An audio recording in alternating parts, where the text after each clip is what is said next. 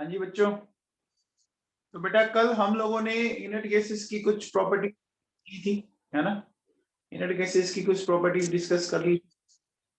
आज उसी प्रॉपर्टीज में अपन आगे चलते हैं बच्चों। तो देखो, मैंने लास्ट में आपको लिखाया था कि among all non substance helium का जो boiling point and melting point होता है वो सबसे कम। ये लिखाया था मैंने लास्ट पॉइंट आप लोगों को बच्चों। तो अब देखिए बच्चों,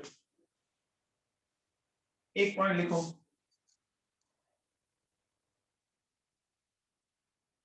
due to small size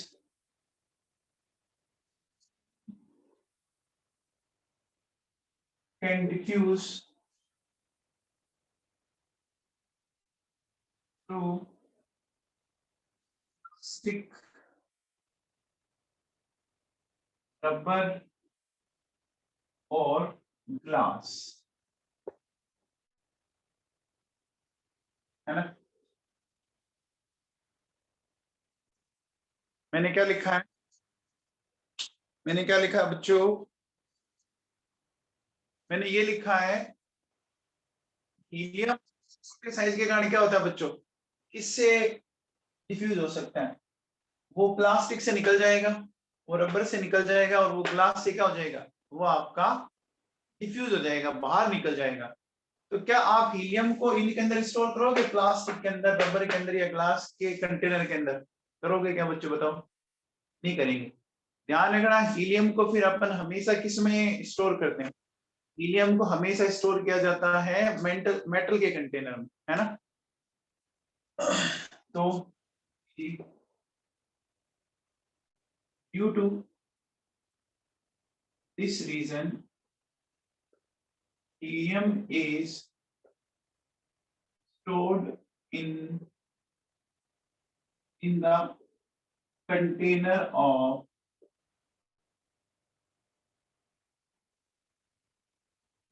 metal, ठीक है ना। तो ये पॉइंट लिख लिया आप लोगों ने? बोलो बच्चों।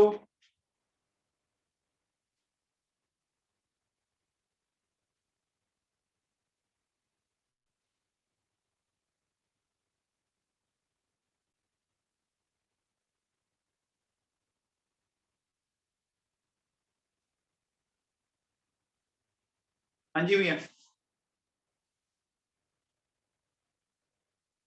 चलिए अब अपन आगे चलते हैं बेटा, अब अपन आगे चलते हैं। हेडिंग डालो आप, chemical properties of inert gases, chemical properties of inert gases, heading डाल लीजिए। Next, chemical properties of inert gases. तो एक चीज बताओ बच्चों मुझे, अगर मैं आपसे पूछूं कि जो आपकी नोबल गैसेस होती है वो केमिकली बहुत ही आपकी क्या होती है, लीस्ट रिएक्टिव या मोस्ट रिएक्टिव? बोलो, लीस्ट रिएक्टिव या मोस्ट रिएक्टिव? Least reactive. तो लिखो आप, लिखिए noble gases, noble gases are least reactive, noble gases are least reactive due to following reasons, due to following reasons, due to following reasons। पहला reason लिखो, पहला reason लिखो, लिखो stable electronic configuration, stable electronic configuration, stable electronic configuration. इनका stable electronic configuration का मतलब क्या हुआ, बताओ? स्टेबल इलेक्ट्रॉनिक कॉन्फ़िगरेशन का मतलब क्या हुआ? आगे ब्रैकेट में लिखो कंप्लीट ऑक्टेट। इनका ऑक्टेट कंप्लीट होता है बच्चों, इनका ऑक्टेट कंप्लीट होता है। ठीक है, नेक्स्ट लिखो, नेक्स्ट लिखो बच्चों, नेक्स्ट लिखो second, high ionization energy. Second लिखो बी, हाई आयोनाइजेशन एनर्जी। एक पीरियड में मैक्सिमम आयोनाइजेशन एनर्जी किन की होती है बच्चों, बताओ? एक पीरियड में मैक्सिमम आयोनाइजेशन एनर्जी किन की होती है? नोबल गैसेस की होती है, हमने क्या लिखा, हाई आयोनाइजेशन एनर्जी। ठीक है, एंड लास्ट लिखिए, एंड लास्ट लिखो, लिखिए। आप मुझे बताओ बच्चों, इनकी जो इलेक्ट्रॉन गेन एंथैल्पी है वो पॉजिटिव है या नेगेटिव है? इनमें इलेक्ट्रॉन ऐड करने के लिए एनर्जी देनी पड़ती है, पॉजिटिव है। Very good. तो लिखो बच्चों, very high, very high, next लिखो very high positive value of, very high positive value of electron gain enthalpy, very high positive value of electron gain enthalpy, very high positive value of electron gain enthalpy.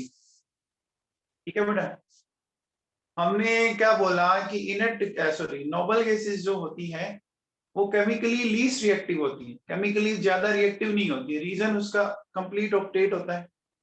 ठीक है, कि जो ionization energy होती है वो बहुत high होती है, इनकी जो इलेक्ट्रॉन गेन एंथैल्पी होती है वो क्या होती है, वो हाईली पॉजिटिव होती है। मतलब खुद इलेक्ट्रॉन लेना नहीं चाहते हम, अगर उसमें इलेक्ट्रॉन ऐड करेंगे तो हमें एनर्जी देनी पड़ती है, हमें इन्वेस्टमेंट करना पड़ता है। तो इनकी रिएक्शन में इन्वेस्टमेंट ज्यादा है, प्रॉफिट कम है बच्चों, समझ में आया? इनर्ट गैसेस की केमिकल रिएक्शंस में इन्वेस्टमेंट ज्यादा है, प्रॉफिट कम है। यानी इन्वेस्टमेंट खूब लग जाएगा, प्रॉफिट कम मिलता है बच्चों, समझ में आया? तो घाटे का सौदा हो जाएगा ना। जब घाटे का सौदा हो जाएगा तो फिर तो ऐसा बिजनेस चलता ही नहीं है ना, समझ में आई बात? अब देखो बच्चों सुनो, अब लिखो बच्चों, देखो इनर्ट गैसेस का जो फर्स्ट कंपाउंड है, इनर्ट गैसेस का जो फर्स्ट कंपाउंड है,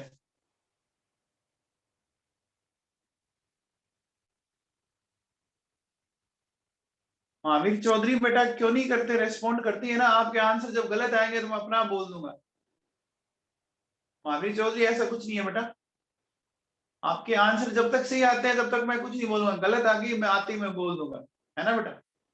ऐसा मत सोचा करो बेटा, आप क्लास में लगभग 60 स्टूडेंट हो, किसी का अगर मैं नहीं पढ़ाऊं तो मेरी कोई किसी से पर्सनल कोई दुश्मनी थोड़ी नहीं है, है ना? हाँ भैया देखो, अब आप नेक्स्ट लिखो, लिखो इनर्ट गैसेस का जो फर्स्ट किस साइंटिस्ट ने प्रिपेयर किया था पता है क्या? ठीक है बच्चों, first compound of inert gas, first compound of inert gas was prepared by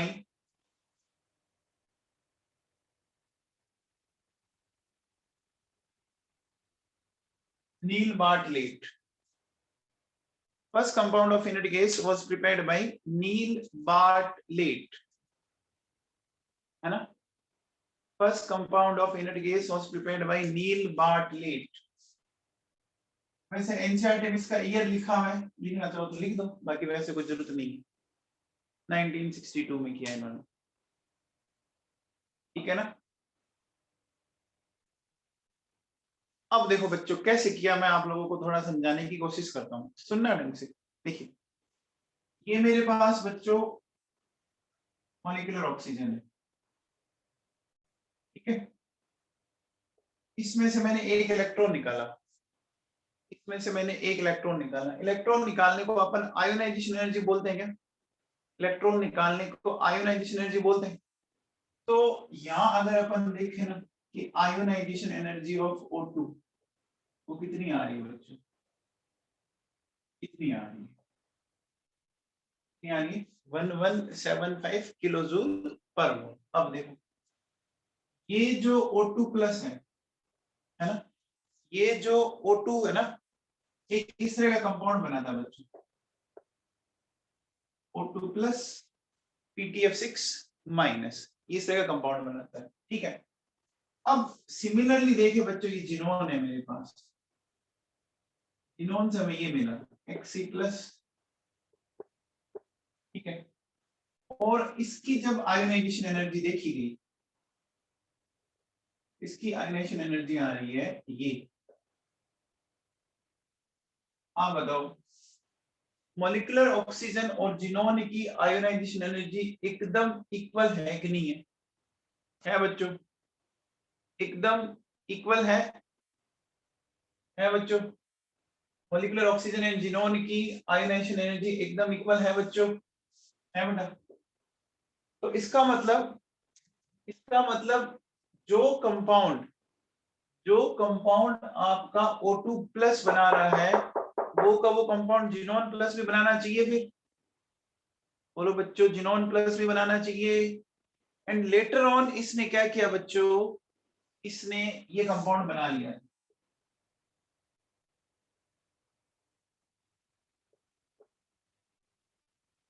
later on इसने ये कंपाउंड बना लिया। बच्चों समझ में आया? बच्चों समझ में आया क्या? बोलो बेटा, पक्का समझ में आया? देखो, ये कंपाउंड नेचर में मिलता है। अब देखिए बेटा, इसका जो कलर होता है ना वो कैसा होता है, ये होता है बच्चों रेड ब्राउन कलर। और इसका कलर भी होता है रेड ब्राउन कलर। ठीक है। तो नील बार्टलेट ने क्या देखा कि जो ऑक्सीजन है वो इस तरह का आयन बनाता है, इसकी आयनाइजेशन एनर्जी क्या है बच्चों, ज्ञानंद सांकला। अपन नाम इसका पढ़ेंगे, एक चैप्टर आएगा कोऑर्डिनेशन केमिस्ट्री में, वहां पढ़ेंगे, अभी नाम तुम्हें आएगा नहीं। इसका नाम हो जाएगा जिनोन हेक्साफ्लोरिडो प्लेटिनम प्लेटिनेट प्लस आपका क्या आ जाएगा, 5 आ जाएगा। जेनॉन हेक्साफ्लोरिडो प्लेटिनेट प्लस 5 आ जाएगा। आपने पढ़ा नहीं कोऑर्डिनेशन, तो बताने का कोई मतलब नहीं। तो बच्चों समझ में आ गया? तो इनर्ट गैसेस का फर्स्ट कंपाउंड ये है बच्चों, इनर्ट गैसेस का फर्स्ट कंपाउंड ये है।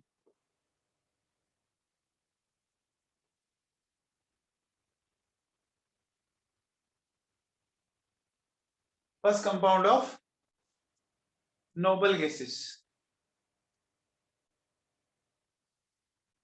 निखिल भाटिया, पीयूष चौधरी, क्लास का टाइमिंग चेंज कर दिया, पता है क्या तुम लोगों को? हैं?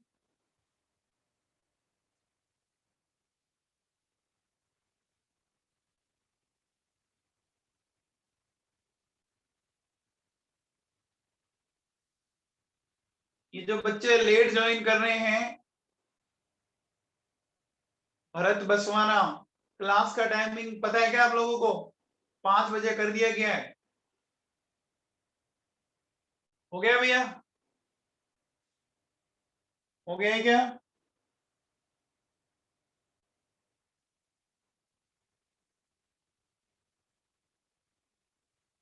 तो इनर्ट गैस का फर्स्ट कंपाउंड समझ में आ गया। अब देखो, इसमें ये क्वेश्चन पूछता है, इसमें ये क्वेश्चन पूछता है कि O2 प्लस PTF6-1, यहां से ये पूछता है ऑक्सीडेशन नंबर ऑफ ऑक्सीजन बताओ, ये पूछ रहा है आपसे। ठीक है ना? ये पूछता है ऑक्सीडेशन नंबर ऑफ ऑक्सीजन बताओ। तो देखो बच्चों, ये रहा O2 प्लस आयन, इसमें कितनी ऑक्सीजन दिख रही है आपको? कितनी ऑक्सीजन दिख रही है आपको इसमें? 2 ऑक्सीजन दिख रही है। तो एक का अगर मैं x मानूं तो 2 का 2x हो गया। एक का अगर x मानूं तो 2 का 2x हो गया। 2x का चार्ज है +1, तो x कितना हो गया बच्चों बताओ? x कितना हो गया? 1/2 हो गया क्या? x 1/2 हो गया। तो ये क्वेश्चन इंपॉर्टेंट है बच्चों।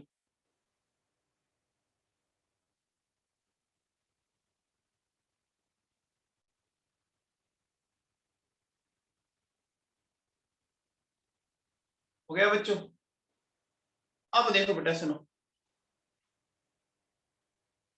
ये समझ में आ गया बेटा? इसमें किसी को कोई दिक्कत है? इसमें किसी को दिक्कत है?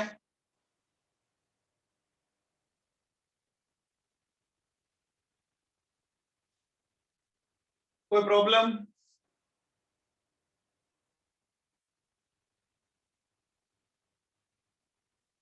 चलें आगे।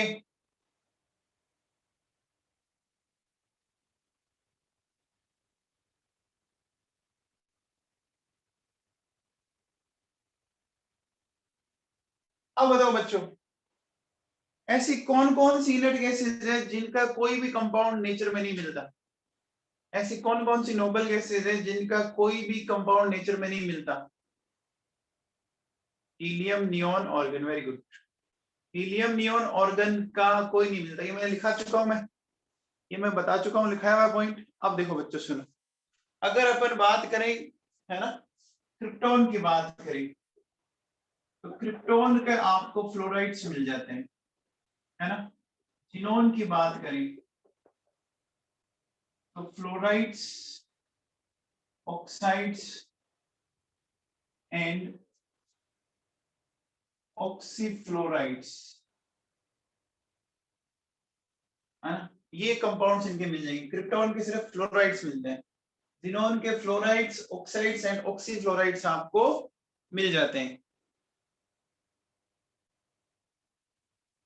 ठीक है ना।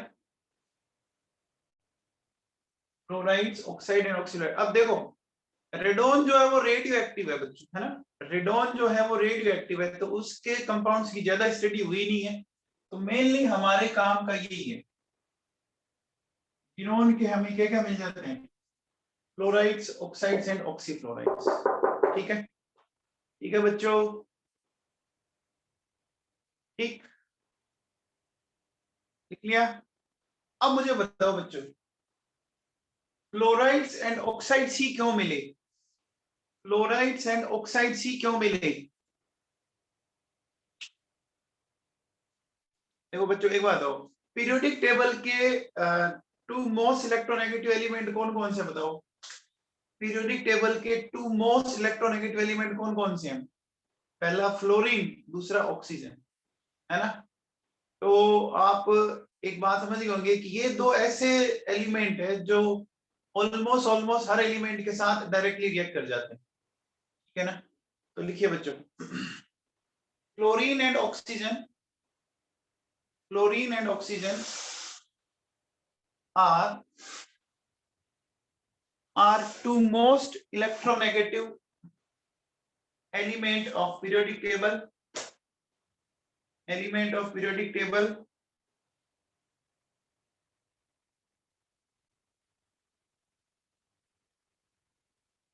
and they react, and they react with almost, and they react with almost all elements of periodic table, all elements of periodic table,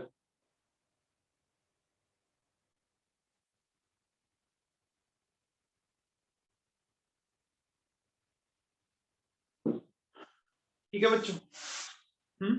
ठीक है। अब आप हेडिंग डालो, fluorides of xenon, fluorides of xenon, fluorides of xenon, fluorides of xenon.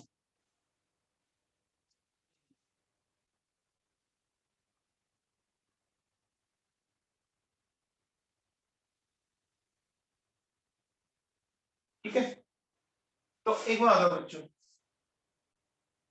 Xenon का configuration ये होता है 5s2 5p6 5d0, ठीक है बच्चों, ये तरह से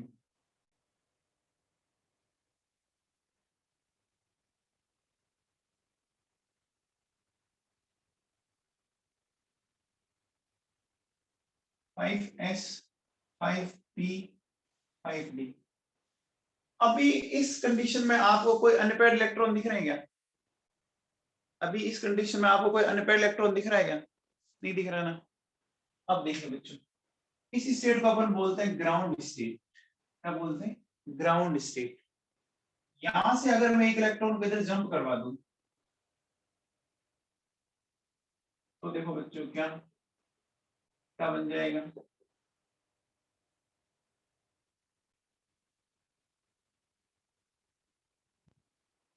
अब बताओ बच्चों, ये हो गई इसकी एक्साइटेड स्टेट फर्स्ट।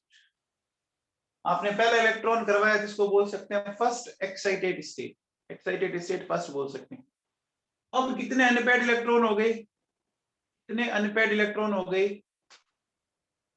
2 हो गए ना, तो यहाँ पर 2 अनपेड इलेक्ट्रॉन के कारण बॉन्ड बन सकते हैं, तो 2 बॉन्ड बन सकते हैं। 2 अनपेड इलेक्ट्रॉन है तो 2 बॉन्ड बन सकते हैं बच्चों। अब देखो नेक्स्ट टाइप में अगर मैं यहां से एक जंप करवा दूं,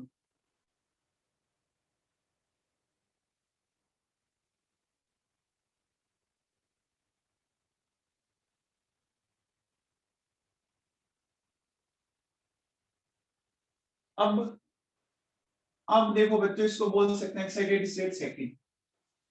कितने अनपेड इलेक्ट्रॉन हो गए? 4 हो गए। अब कितने बॉन्ड बना सकता है ये? 4 बॉन्ड बना सकता है। अब देखो मैं यहां से इस इलेक्ट्रॉन को इधर भेज दूं, भेज सकता हूं।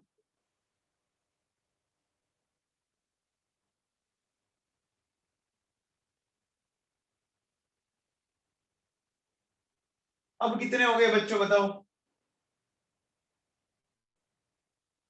अनपेड इलेक्ट्रॉन कितने हो गए? 6 हो गए। देखो अगर मैं यहाँ लिखूं, 1 मिनट थोड़ा सा मेरा लिख देता हूँ। इलेक्ट्रॉन का हो गया आपका 5s2 5p6 5d0। यूपीई का मतलब है अनपेयर्ड इलेक्ट्रॉन, 0 2 4 6। फाइनली यहां से भी एक इलेक्ट्रॉन जंप करके जा सकते हैं। अगर ये इलेक्ट्रॉन जंप करके जाए,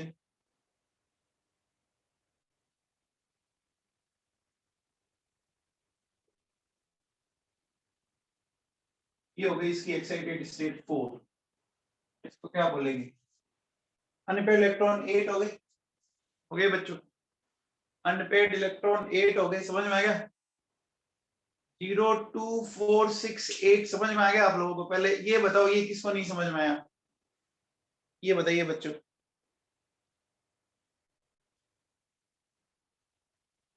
ये सबको समझ में आ गया? तो अब देखो बच्चों, फ्लोराइड्स ऑफ जिनोन क्या क्या हो सकते हैं? देखिए बच्चों, अगर मैं बात करूं 2 अनपेड इलेक्ट्रॉन है तो XCF2 हो सकता है, 2 फ्लोरीन से बॉन्ड बना सकता है। 4 अनपेड इलेक्ट्रॉन है तो क्या बन सकता है? XCF4। 6 इलेक्ट्रॉन है तो क्या बन सकता है? XCF6। 8 है तो क्या बन सकता है? XCF8। लेकिन बच्चों ये नेचर में मिलता नहीं है। क्यों नहीं मिलता? रीजन है कि यहाँ क्या हो जाती है बच्चों, दुनिया भर की ओवर क्राउडिंग हो जाती है।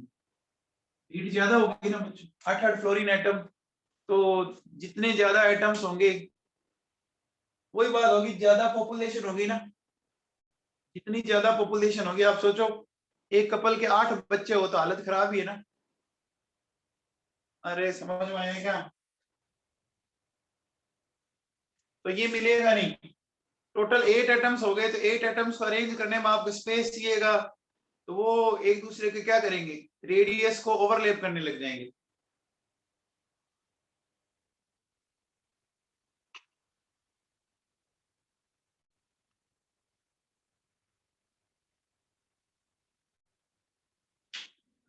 तो पहले ये समझ में आ गया जिनोन के कौन कौन से फ्लोराइड्स पॉसिबल है? जिनोन के कौन कौन से फ्लोराइड्स पॉसिबल है, समझ में आ गया? अगर मैं आपसे पूछूं कि क्या बताओ बच्चों, XCF3 बन सकता है क्या? XCF5 बन सकता है क्या? XCF3 XCF5 बन सकता है। XCF3 बनने के लिए 3 अनपेयर्ड इलेक्ट्रॉन चाहिए। 3 तो देखो कहीं पर भी नहीं आ रहे, 3 तो कहीं पर भी नहीं आ रहे ना। XCF5 बन सकता है। 5 अनपेयर्ड इलेक्ट्रॉन कहीं आ रहे हैं क्या? नहीं आ रहे ना। अरे नहीं आ रहे ना बच्चों, बोलो नहीं आ रहे ना। ये भी पॉसिबल नहीं है, ये भी पॉसिबल नहीं है। Got it? समझ में आता है? नंबर ऑफ अनपेयर्ड इलेक्ट्रॉन 2 है, 4 है, 6 है। 3 अनपेयर्ड इलेक्ट्रॉन बना के बताओ कैसे बनाओगे? जब एक को जंप कराओगे तो 2 हुआ, 2 को जंप कराओगे तो 4 हुआ, 3 तो किसी तरह से आ ही नहीं सकते ना। 3 तो नहीं आएंगे ना, बोलो बच्चों। समझ में आया? आ गया बच्चों? ये नोट कर लिया सबने? ये नोट कर लिया? तो अब देखो बच्चों सुनो, अब इनको हटा दूं, मैं हटा दूं।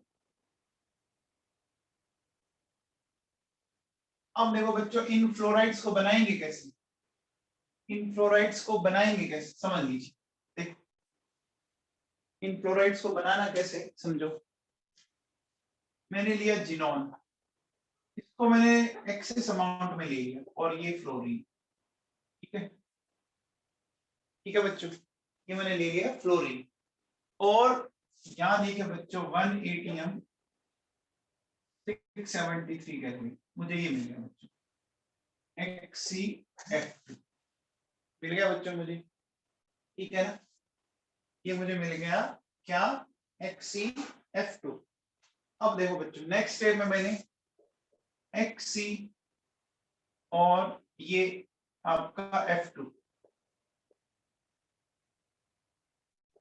ये मैंने लिया 7 ATM।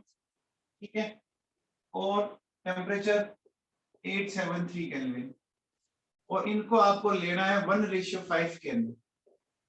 क्या मिल गया, XCF4। एंड देन आपको लेना ये बच्चों, ये 70 ATM। ठीक है, और ये 573 केल्विन। तो ये रेशियो है 1:20 XEF6। ये इस तरह से बन गए बच्चों। अब देखो बात दिमाग में ये आती है कि जब रेशियो आपका 1:1 है, जब इसका 1 मोल इसका 1 मोल काम आ रहा है, तो फिर इसको एक्सिस में लेने की क्या जरूरत हुई। आपको पता होगा नोबल गैसेस चाहे कितना ही हो, अपना नेचर क्या है उनका, उनका नेचर ये है लीस्ट रिएक्टिविटी। तो आपको इसकी अमाउंट ज्यादा अमाउंट में लोगे तभी कुछ ना कुछ मॉलिक्यूल रिएक्ट करेंगे, कुछ तो ऐसे ही बढ़ेंगे तभी बन पाएगा ना।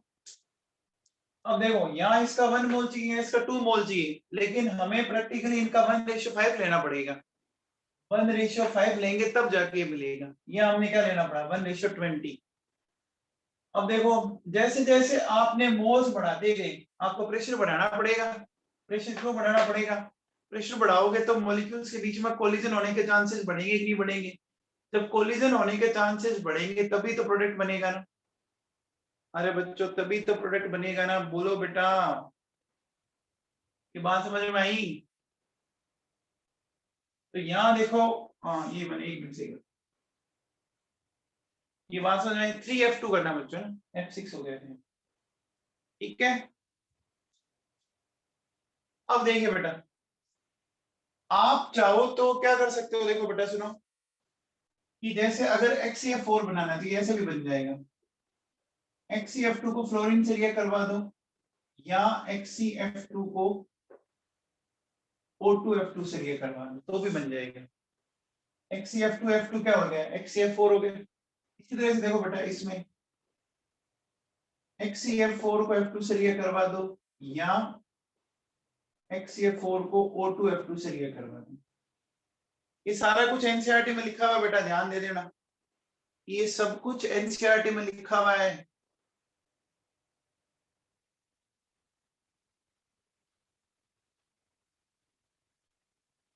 सब कुछ एनसीईआरटी में लिखा हुआ है, आप आराम से देख सकते हैं।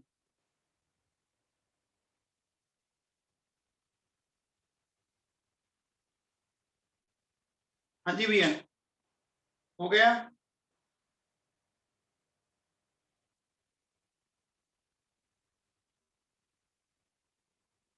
ये बच्चों समझ में आ गया, ये बच्चों दिक्कत इसमें किसी को,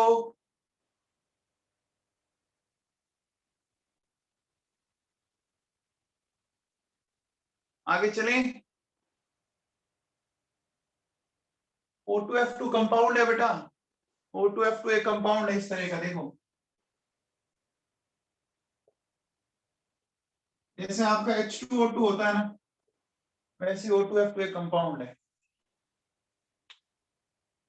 वैसे O2F2 एक कंपाउंड है। अब देखो बेटा सुनो,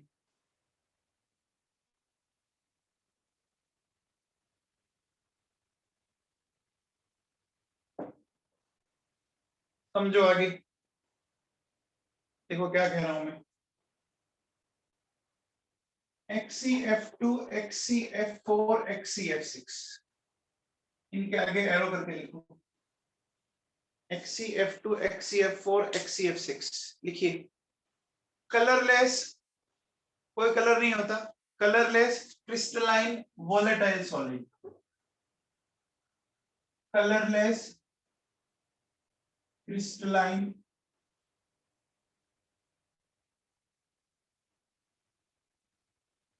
volatile solid,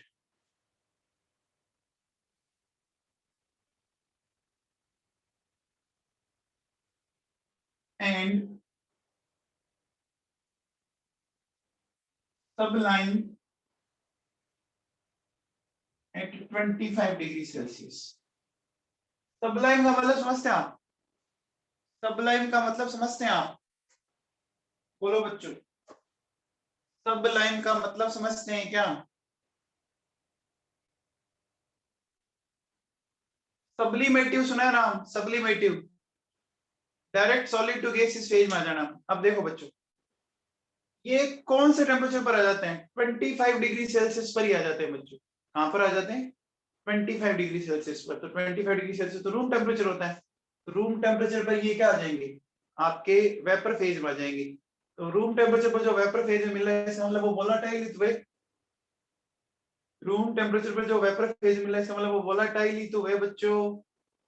बोलो बेटा, वोलाटाइल हुए कि नहीं हुए? हुए बेटा, ठीक, ओके। चलो, तो आगे लिखो बच्चों,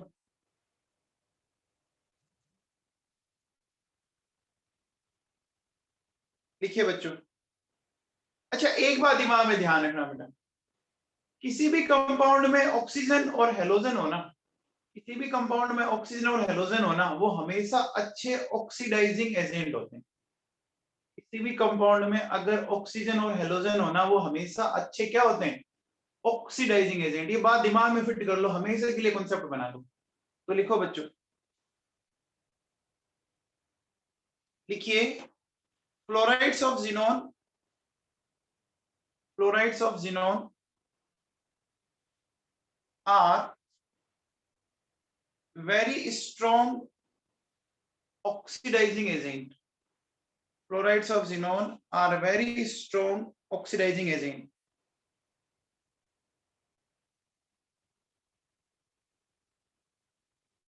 Are very strong oxidizing agent. And fluorinating agent. ये भी लिखो, कैसे अभी समझाता हूं मैं आपको। फ्लोरीनेटिंग एजेंट, फ्लोरीनेटिंग एजेंट, फ्लोरीनेटर मतलब फ्लोरीनेशन करना, फ्लोरीन ऐड कर देना किसी में। फ्लोरीनेटिंग मतलब किसी को फ्लोरीन दे देना। अब आप लिखो,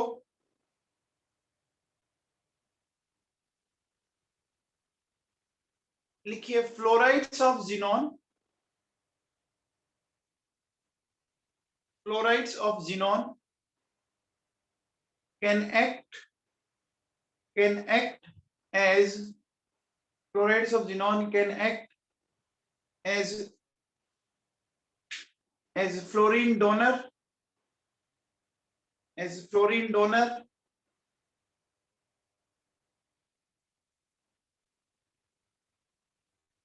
ब्रिकेट में लिखो, ब्रिकेट में लिखो,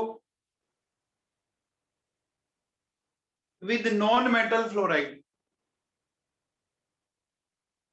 with non-metal fluoride, fluorine donor, bracket में लिखो, with non-metal fluoride, and fluorine acceptor, and fluorine acceptor,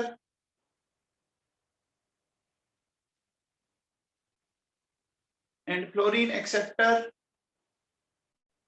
with metal fluoride, with metal fluoride। अब देखो बच्चों, मैं आपको इसका समझाता हूं, आप इसको समझने की कोशिश कीजिएगा।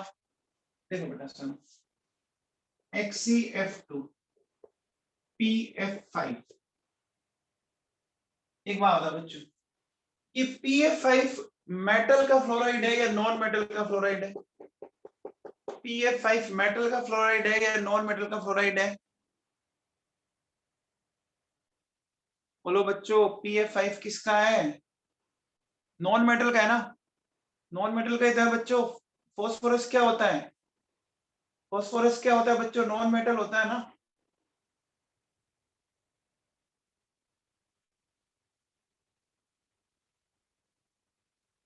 तो नॉन मेटल को ये देगा तो कैसे देगा? देखो बच्चों, एक क्लोरीन इसने इसको दिया, क्या मिल गया? देखो, इससे एक क्लोरीन इस पे गया तो ये तो हो गया XCF, वो 5 था, क्या हो जाएगा? देखो PF6। अब देखो, जिससे गया उस पे आया प्लस चार्ज, जिस पे आया उस पे आया माइनस चार्ज। समझ में आ गया?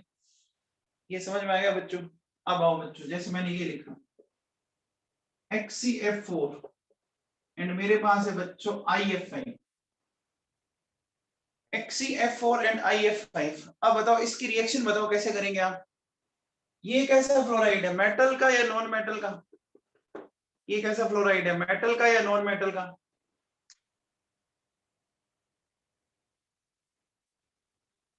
नॉन मेटल है ना? आयोडीन नॉन मेटल है, तो ये देगा। देखो, ये इसको दे देगा।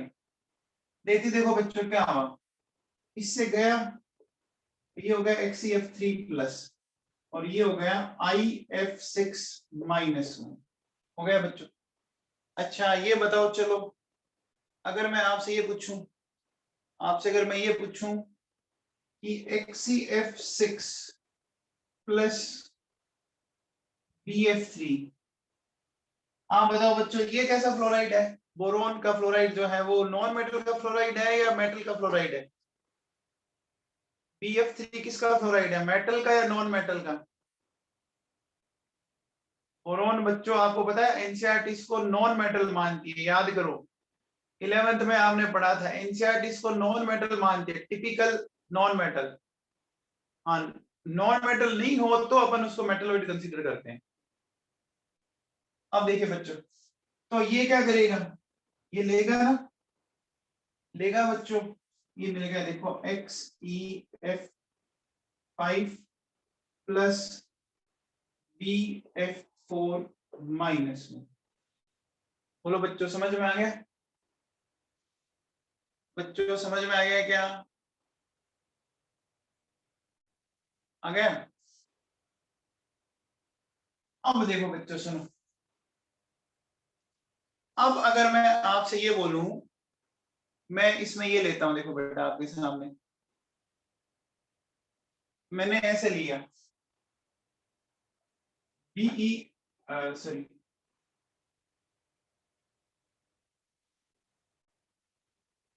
XCF2 and NaF। अब बताओ बच्चों NaF कैसा फ्लोराइड है? NaF कैसा फ्लोराइड है? मेटल का फ्लोराइड है ना? देखो नॉन मेटल को तो ये दे रहा था, नॉन मेटल को तो ये दे रहा था, लेकिन मेटल से ये क्या करेगा, ये ले लेगा ना। तो अब बताओ बच्चों क्या हो जाएगा, ये हो जाएगा देखो Na प्लस XEF3 माइनस हो गया क्या? लिया तो एक क्लोरीन लोगे तो नेगेटिव आ जाएगा क्या? अरे आ जाएगा क्या बच्चों बोलो? मैंने ऐसे लिखा बच्चों KF एंड XCF6। अब बताओ KF क्या है, मेटल का फ्लोराइड या नॉन मेटल का फ्लोराइड? KF क्या है, मेटल का। तो XCF6 इससे लेगा या देगा? XCF6 इससे लेगा या देगा? ले लेगा ना? ये देखो बच्चों इससे ले लेगा, लेते बच्चों ये हो गया K प्लस XCF7 माइनस। बच्चों ये समझ में आ गया क्या? अरे बच्चों समझ में आ गया है क्या?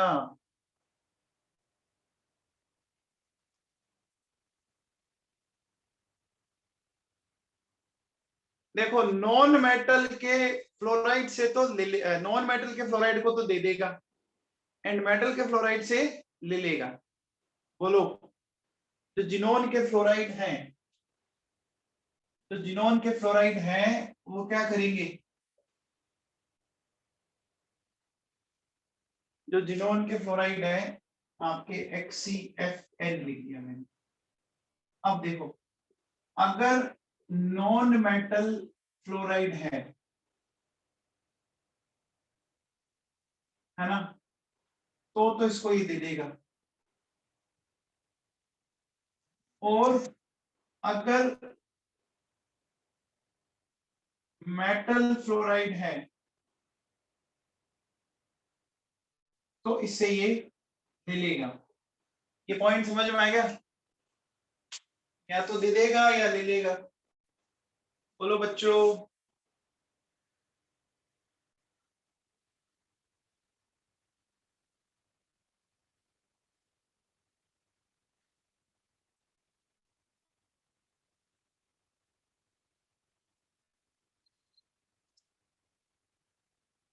आ गया बच्चों समझ में?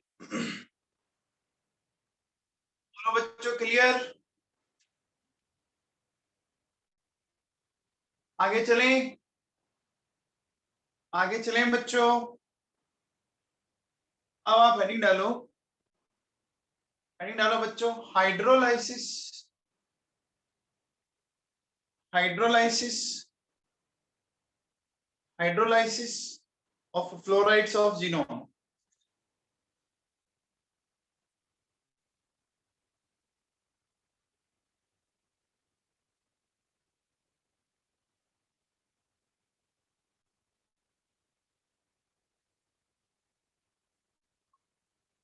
Hydrolysis of fluorides of xenon, xenon के फ्लोराइड्स का हाइड्रोलाइसिस करेंगे अब। हाइड्रोलिसिस का मतलब समझते हैं आप? हाइड्रोलिसिस का मतलब समझते हैं आप?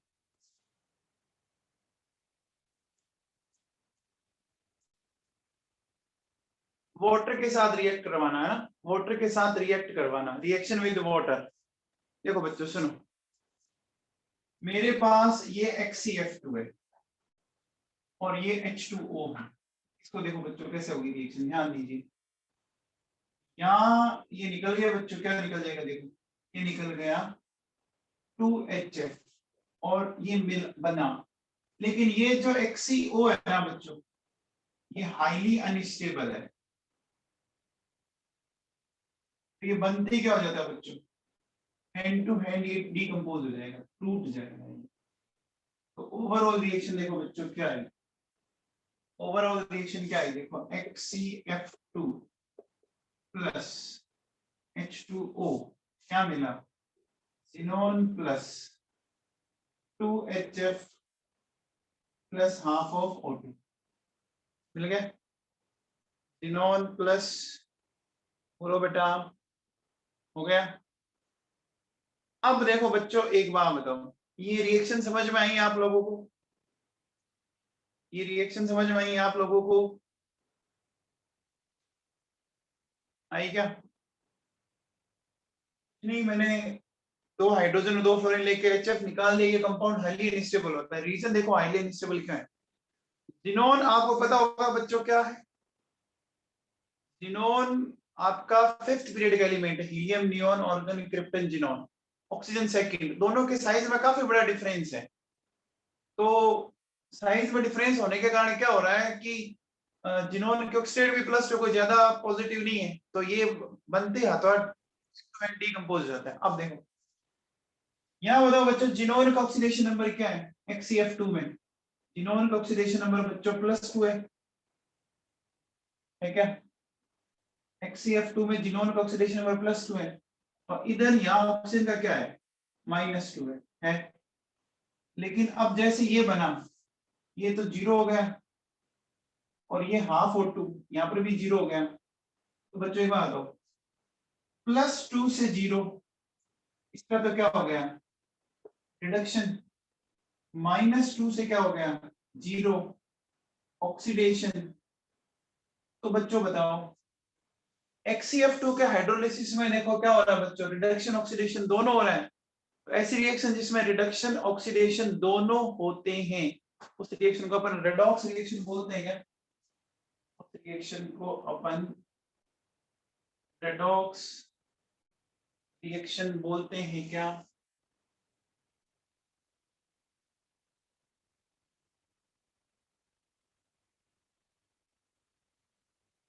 तो बच्चों XCF2 का समझ में आ गया? XCF2 का समझ में आ गया?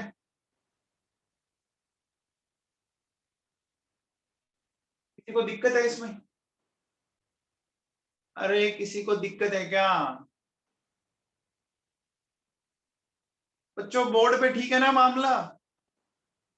अरे बोर्ड पे तो थोड़े बहुत तुम एक्टिव रहोगे, कुछ लिखोगे तो सही रहेगा मेरे हिसाब से। बोर्ड पे पढ़ने में ज्यादा अच्छा लगता है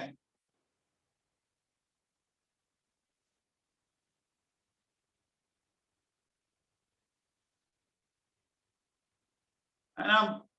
टैब पे पढ़ाते हैं तो कई बच्चे तो नींद लेते रहते हैं, कोई मतलब ही नहीं है इसमें। कम से कम ये तो है कि आपको खुद को नोट करना पड़ेगा, याद करना ही पड़ेगा आपको। चलो, तो ये हमने बात की बच्चों XCF2 की। अब XCF2 के बाद देखो बच्चों सुनो, XCF2 के बाद मैं चलता हूं XCF6 पर। XCF4 मैं आपको बताता हूं। हाँ जी भैया, अब देखिए बेटा क्या करेंगे। मैं बात कर रहा हूं XCF6 की। कितने फ्लोरीन है बच्चों? कितने फ्लोरीन है? 6 फ्लोरीन है। अभी थोड़ी देर पहले जो पिछला करवाया था उसमें कितने फ्लोरीन थे? पिछले में कितने फ्लोरीन थे? 2 थे। 2 फ्लोरीन थे तो वाटर के मॉलिक्यूल कितने काम आए थे? 2 फ्लोरीन थे तो वाटर का मॉलिक्यूल कितना काम आया था? 1 काम आया। तो यहाँ 6 फ्लोरीन है तो कितने वाटर के मॉलिक्यूल काम आएंगे? 3 काम आएंगे क्या? यहाँ पे देखो बच्चों 3 काम आएंगे। CH2 देखो, यहां से देखो बेटा क्या हो जाएगा, ये निकल जाएगा 6HF प्लस XeO3, ये मिलेगा बच्चों 6HF एंड XeO3। ये बात समझ में आएगी बच्चों? आ गई क्या? आ गई। अब देखो बेटा ये जो आपका बनता है, ये बनता है क्योंकि यहाँ जिनोन +6 माना, तो +6 माने के कारण जिनोन का साइज काफी छोटा हो जाएगा। जिनोन एंड ऑक्सीजन के साइज में अब आराम से बॉन्डिंग हो सकती है। पहले बड़ा XeO क्यों अनस्टेबल था? क्योंकि उसमें इतना बड़ा साइज में काफी बड़ा डिफरेंस था। अब जिनोन यहाँ पे +6 में आ गया ना। देखो बच्चों XCF6 में जिनोन का ऑक्सीडेशन नंबर +6 है कि नहीं है? XCF6 में जिनोन का +6 है और इधर भी जिनोन का +6 है। इसका मतलब बताओ क्या हुआ कि जिनोन के ऑक्सीडेशन नंबर में कोई चेंज नहीं हुआ ना? जिनोन के ऑक्सीडेशन नंबर में कोई चेंज नहीं हुआ ना? नहीं हुआ ना? नहीं हुआ ना बच्चों? तो इसका मतलब ये कैसी रिएक्शन हुई? नॉन रिडॉक्स रिएक्शन हुई। हुई कि नहीं हुई? हुई कि नहीं हुई बच्चों बताओ? नॉन रिडॉक्स रिएक्शन हुई कि नहीं हुई?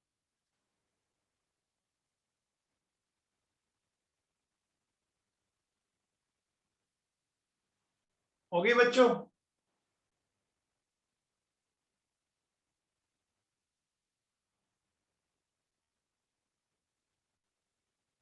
ठीक है। अब देखो बच्चों सुनो,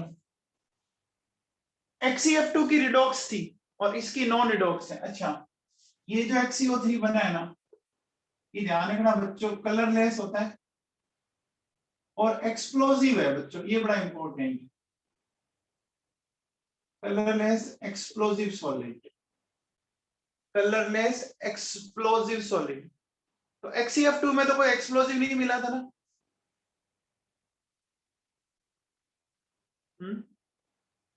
नहीं मिला था ना? अरे उसमें तो कोई एक्सप्लोजिव नहीं मिला था ना, इसी में मिला है। बोलो बच्चों। अब आगे लिखो बेटा, ये समझ में आ गया क्या?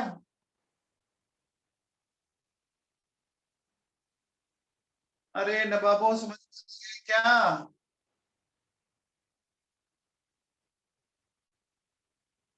आगे लिखिए। XCF6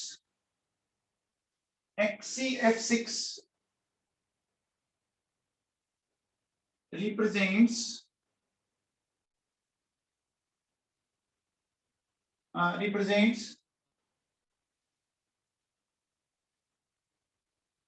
stepwise or partial hydrolysis.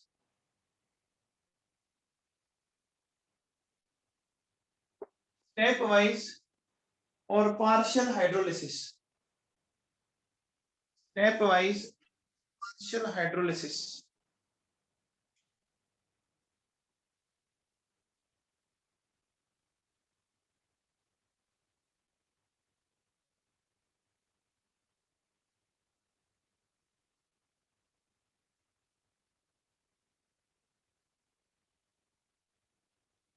ये स्टेप वाइज या पार्शियल क्या होता है, ये समझते हैं बच्चों। बताओ XCF6 के हाइड्रोलिसिस में टोटल वाटर के कितने मॉलिक्यूल काम आए? XCF6 के हाइड्रोलिसिस में टोटल कितने मॉलिक्यूल काम आए? 3 काम आए ना। अब देखो बच्चों सुनो, अब मैं इसको कैसे एक्सप्लेन करता हूं, ध्यान दीजिएगा। देखिए मैं जो 3 वाटर के मॉलिक्यूल है इनको 1 बाय 1 लेता हूं। 1 बाय 1 कैसे? मैंने पहले एक ही वाटर का मॉलिक्यूल काम लिया, एक ही लिया बच्चों। जब एक ही मॉलिक्यूल काम लिया तो 2 हाइड्रोजन है, तो 2 फ्लोरीन हट जाएगी तो 2HF बन गई, और उसकी जगह क्या आ जाएगा बच्चों?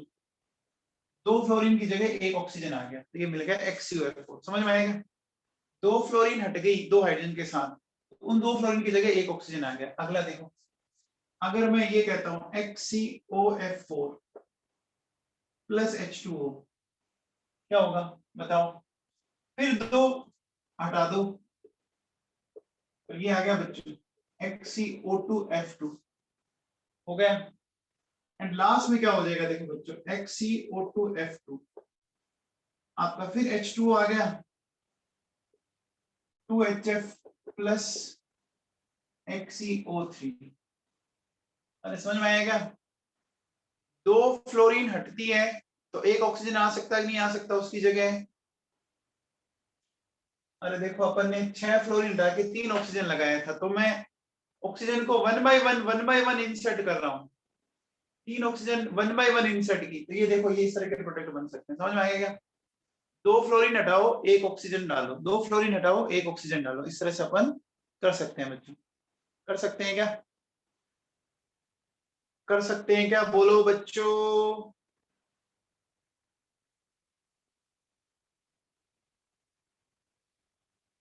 बच्चों क्या XCF2 एंड XCF6 का क्या? XCF2 एंड XCF6 का समझ में आ गया?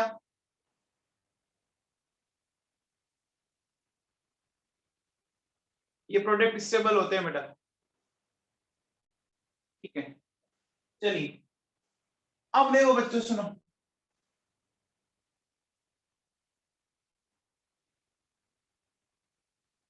अब बताओ जिनोन के कौन से फ्लोराइड का बच रहा है? जिनोन के कौन से फ्लोराइड का बच रहा है हाइड्रोलिसिस? XCF4 का बच रहा है ना। तो चलो एक बात बताओ मुझे, देखो ये XCF2 है, ये XCF4 है, और ये XCF6 है। इनका मैंने करवा दिया, इसका मैंने करवा दिया, इसका अभी अपने को करना है। आप बताओ बच्चों, ये इन दोनों के बीच का है ना? XCF4 दोनों के बीच का है ना? दोनों के बीच का है कि नहीं है? तो दोनों के बीच का तो मतलब दोनों जैसा नेचर दिखाएगा क्या? दोनों जैसा नेचर दिखाएगा क्या? दोनों के बीच का तो दोनों के जैसा नेचर दिखाएगा ना। आप ऐसे समझो, जैसे लोग गंगानगर में रहते हैं, गंगानगर वाले क्या होते हैं? गंगानगर वालों की प्रॉपर्टी कुछ राजस्थान जैसी है, कुछ पंजाब जैसी है, होती है कि नहीं होती? गंगानगर में पंजाबी कल्चर बहुत ज्यादा है ना, है बच्चों। हनुमानगढ़ वाले, हनुमानगढ़ वालों में भी क्या होता है कि उनमें पंजाब की एंड राजस्थान की प्रॉपर्टी होती है, कल्चर होता है वहां पर। तो बीच वाला होता है वो दोनों की प्रॉपर्टी दिखाता है, तो ये XCF4 दोनों की प्रॉपर्टी दिखाएगा ना। अब एक बात बताओ बच्चों, मैं अगर आपसे ऐसा बोल रहा हूं कि ये है XCF2, इसका हाइड्रोलिसिस हम लोगों ने ऐसे किया था, ये बनाया था, देखो मैंने Xc plus 2HF plus half O2 बनाया था, एंड XCF6 का मैंने यहाँ हाइड्रोलिसिस किया था, मैंने ऐसा बनाया था क्या, XCO3 प्लस 6HF। बोलो बच्चों ये बनाया था क्या, पहले ये बताओ, ये बनाया था क्या, ये बनाया था क्या, ये दोनों रिएक्शंस लिखाई थी क्या बच्चों, बोलो।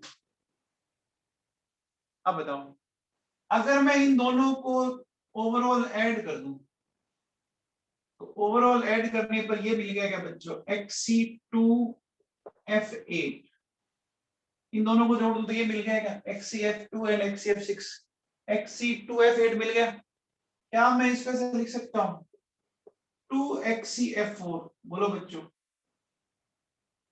तो लिख सकता हूं क्या, लोचन तंवर समझ में आ रहा है, लोचन तंवर समझ में आ रहा है क्या,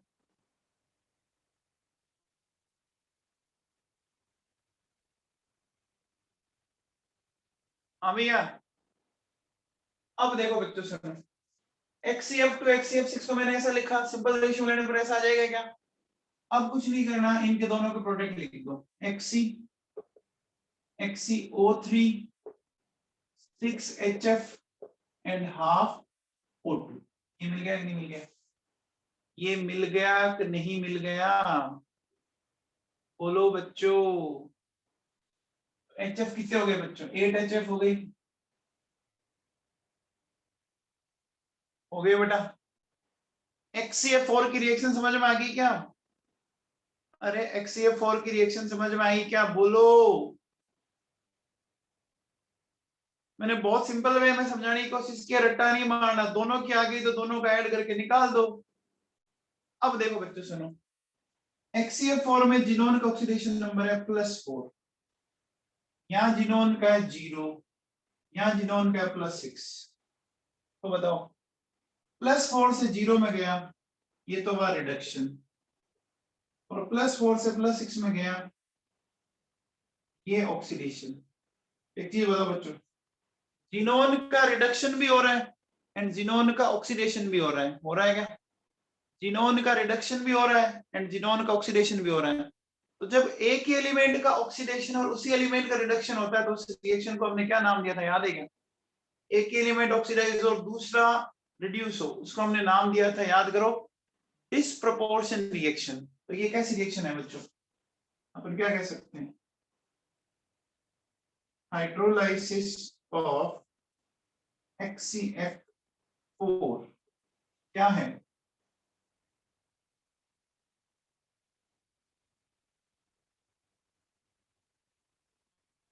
डिसप्रपोर्शन रिएक्शन।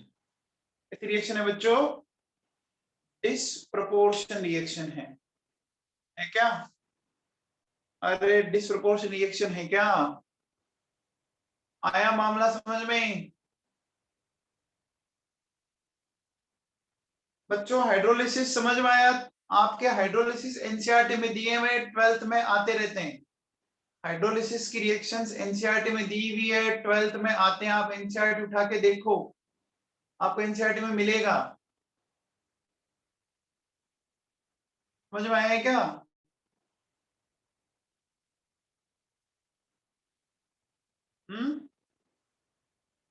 आ गया।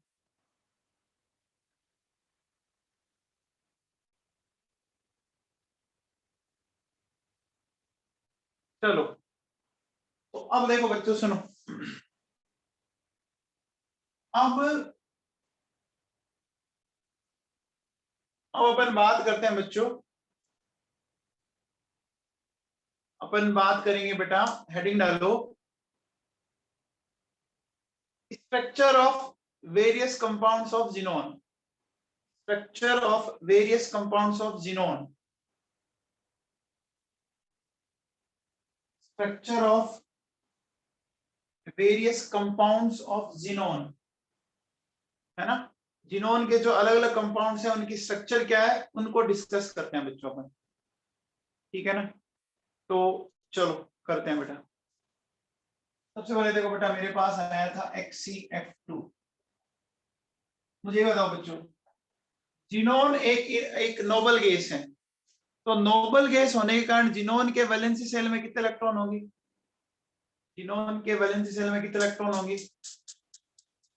8 इलेक्ट्रॉन्स होंगे। देखो मैंने यहाँ पर 8 डॉट लगा दी, कितने डॉट लगा दी? 8 डॉट लगा दी, लगा दी। 2 फ्लोरीन है, 2 डॉट ये काम आ गया। आगे एक चीज समझाओ मुझे, इसमें क्या हुआ बच्चों बताओ।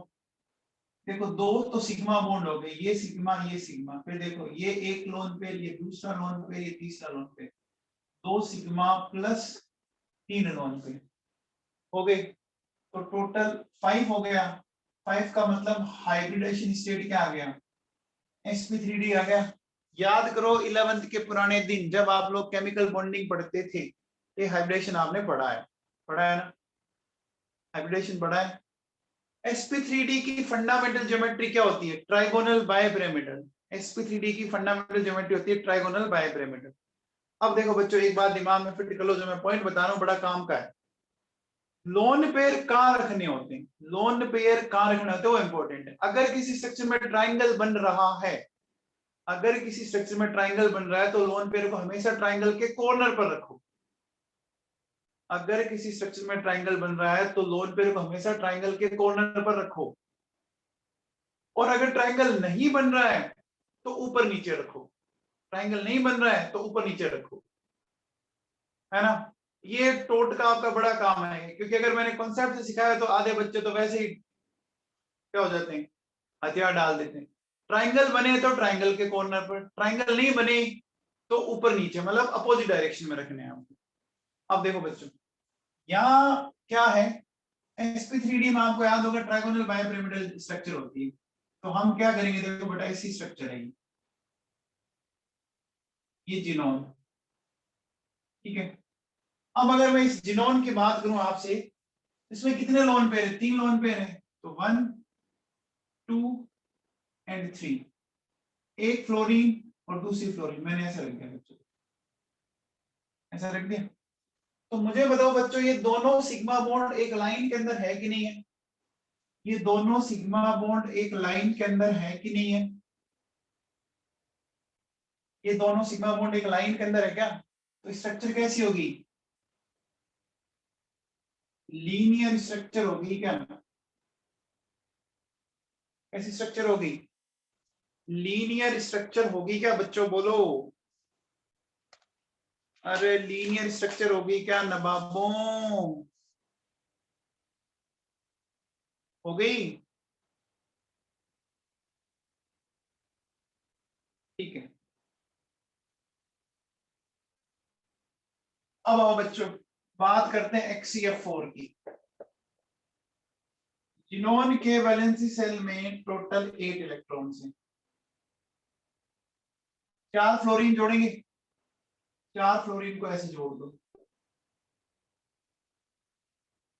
तो बताओ 4 फ्लोरीन को जोड़ने पर इसमें कितने सिग्मा और कितने लोन पेयर आए? बताओ बच्चों, XCF4 में कितने सिग्मा कितने लोन पेयर आए? सिग्मा कितने दिख रहे हैं आप लोगों को बताओ? 4 फ्लोरीन है तो कितने सिग्मा दिख रहे हैं? सिग्मा दिख रहे हैं क्या? 4 सिग्मा दिख रहे हैं, 1 2 3 और 4। और लोन पेयर देखो बेटा, एक ये पड़ा एक ये पड़ा, 2 लोन पेयर, तो 4 + 2 6 हो गया। 4 + 2 6 हो गया। 6 का मतलब आपको टोटल 6 ऑर्बिटल काम में लेने। कितने ऑर्बिटल काम लेने? 6। स्टार्ट हो जाओ एस से। एस का एक ऑर्बिटल होता है, पी के कितने होते हैं? तो अभी तक 4 हुए ना, एक एस का, एस का एक, पी के 3, अभी 4 हुए, तो डी के अपने को 2 और डालने पड़ेंगे, तो क्या हो गया? sp3d2 हो गया क्या? हाइब्रिड स्टेट समझ में आ गई इसकी, sp3d2। बोलो बच्चों, हाइब्रिड स्टेट समझ में आ गई इसकी, आगे। अब sp3d2 में आपको पता होगा, sp3d2 की फंडामेंटल स्ट्रक्चर होती है क्या? क्या होती है बच्चों? ऑक्टाहेड्रल। स्क्वायर के ऊपर और स्क्वायर के नीचे, याद है 11th में आया हुआ बच्चों केमिकल बॉन्डिंग में। तो देखो बेटा इस तरह से बनाओगे आप, ये जिनोन है। अब मुझे ये बताओ बच्चों, इसमें ट्राइंगल तो नहीं बन रहा ना, इसमें ट्राइंगल तो नहीं बन रहा ना, ट्राइंगल नहीं बन रहा तो हमें दो लोन पेयर को कहाँ रखना है, हम कॉर्नर पे नहीं रखेंगे, अब हम कहाँ रखेंगे, अप एंड डाउन, ऊपर और नीचे। तो देखो बच्चों 4 फ्लोरीन को मैंने यहां रख दिया,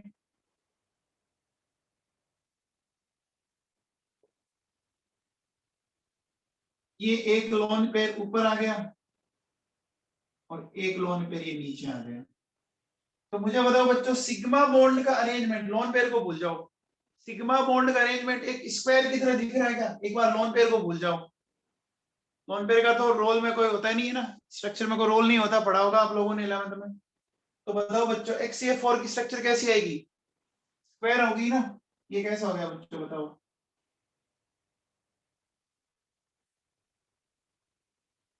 स्क्वायर प्लेनर हो गया बच्चों। स्क्वायर प्लेनर समझ में आया क्या,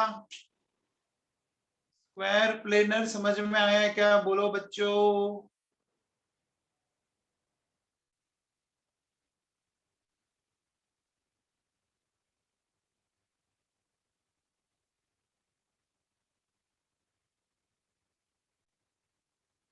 हो गया। अब देखो बेटा सुनो,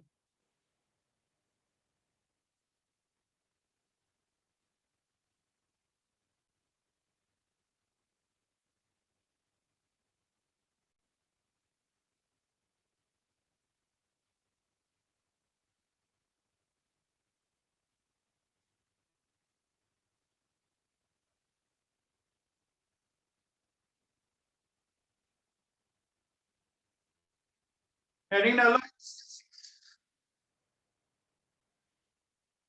XCF6।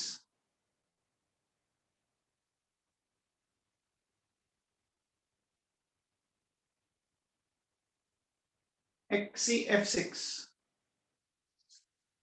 जिनोन के वैलेंसी सेल में कितने इलेक्ट्रॉन है,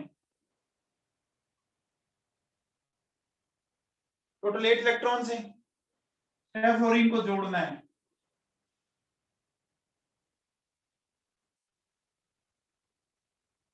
क्या है बच्चों बताओ, क्या आया, देखो 6 सिग्मा और एक लोन पेयर आया, ये हो गया टोटल 7।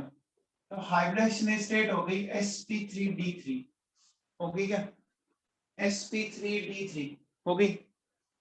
अब देखो बच्चों sp3d3 की स्ट्रक्चर हमें क्या सोच रहे हैं, ध्यान देना, स्ट्रक्चर क्या होनी चाहिए इसकी, एक्सपेक्टेड स्ट्रक्चर याद है क्या, sp3d3 की क्या होती है, पेंटागोनल बाइपिरामिडल, पेंटागोनल बाइपिरामिडल। तो देखो अगर मैं पेंटागोनल बाइपिरामिडल स्ट्रक्चर बनाऊं आपसे, पेंटागोनल बाइपिरामिडल स्ट्रक्चर बनाऊं मैं आपसे, कुछ इस तरह की बनेगी क्या, ये पेंटागोन हो गया, ये पेंटागोन हो गया क्या। अब मुझे बताओ बच्चों, एक लोन पेयर है, ट्राइंगल नहीं है तो लोन पेयर को हमें ऊपर नीचे रखना चाहिए, तो इस लोन पेयर को मैंने मान लीजिए ऐसा रख दिया, रख दिया, इस लोन पेयर को मैंने ऐसा रख दिया बच्चों, रख दिया, बोलो बच्चों, रख दिया क्या। तो ये एक्सपेक्टेड स्ट्रक्चर है इसकी, कैसी स्ट्रक्चर है, क्या होनी चाहिए, पेंटागोनल पिरामिडल, क्या होनी चाहिए, पेंटागोनल पिरामिडल। लेकिन जो इसकी स्ट्रक्चर मिलती है ना, वो ये मिलती है, देखो बच्चों स्ट्रक्चर ये मिलती है, कौन सी, इस तरह की स्ट्रक्चर मिलती है।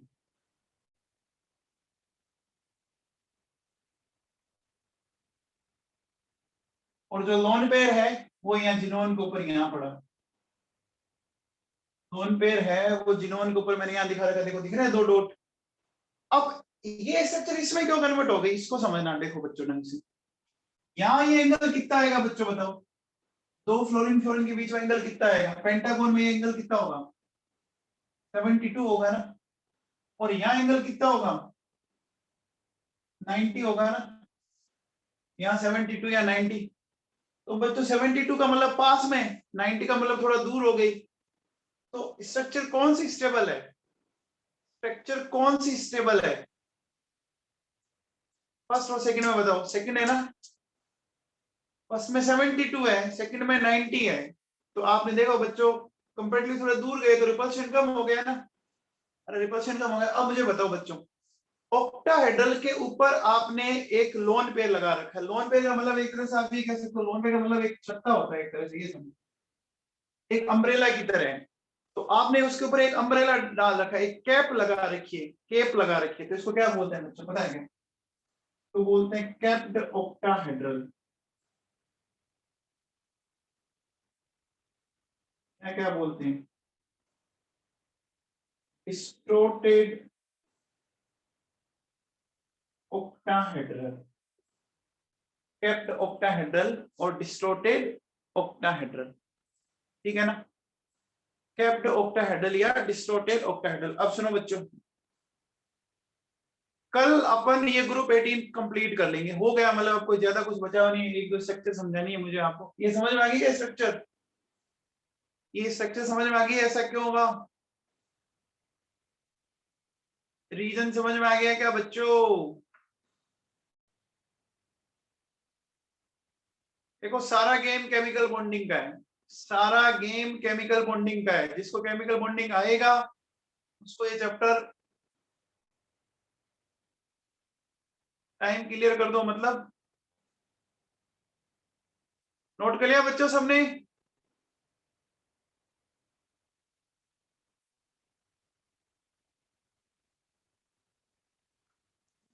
आकाश योगी, आप मुझे व्हाट्सएप पे मैसेज करना, मुझे समझ नहीं आ रहा आप क्या लिखा है आपने। लिख लिया बच्चों?